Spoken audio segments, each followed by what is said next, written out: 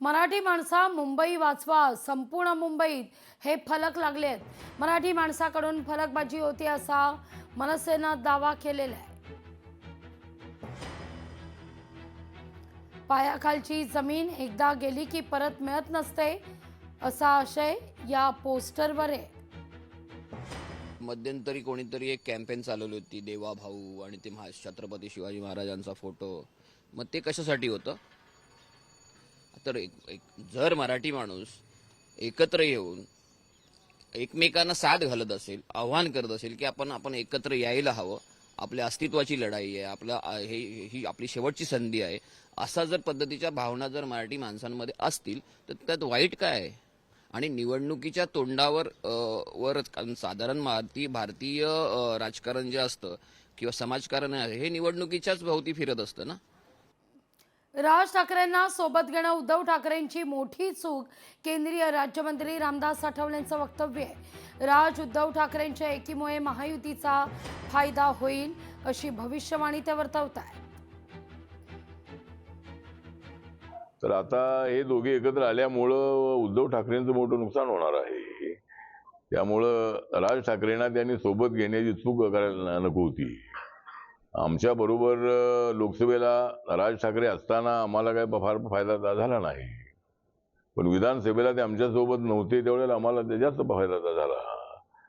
त्यामुळे माझं व्यक्तिगत मत आहे की राज ठाकरे अत्यंत उत्कृष्ट नेते आहेत, चांगले स्पीकर आहेत, इव्हेंट मॅनेजमेंट त्यांचं अत्यंत चांगलं आहे, त्यांच्या सभांना मोठी गर्दी असते, पण मतं मिळत नाहीत अशा पद्धतीची त्यांची सुद्धा परिस्थिती आहे.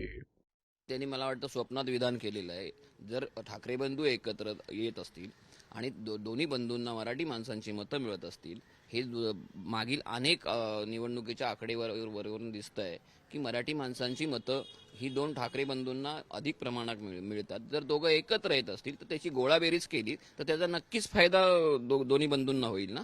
त्यामुळे एवढं साधं गणित जर त्यांना कळत नसेल, हे केंद्रातले मंत्री असून, तर आपल्या महाराष्ट्राचं दुर्दैव आहे.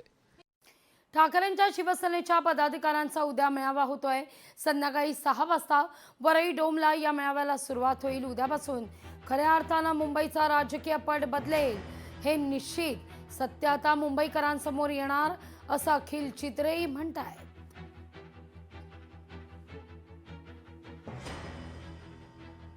पुण्यातल्या विद्युत रोषणाईवर 2 कोटींचा खर्च झालाय. पुणे मेट्रो करता उड्डाणपूल फोडण्याआधीच खर्च झाला असा ठाकरेंच्या शिवसेनेच्या रेखा कोंडे यांनी आरोप केलाय.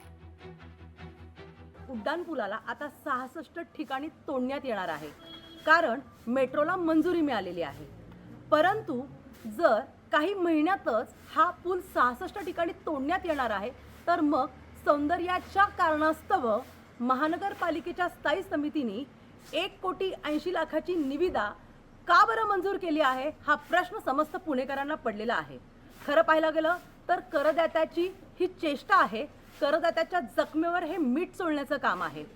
ही निविदा कुणासाठी काढली, कशासाठी काढली, याची उच्चस्तरीय चौकशी ही झालीच पाहिजे. लोकशाही मराठी ऐका, पहा, जागरूक रहा.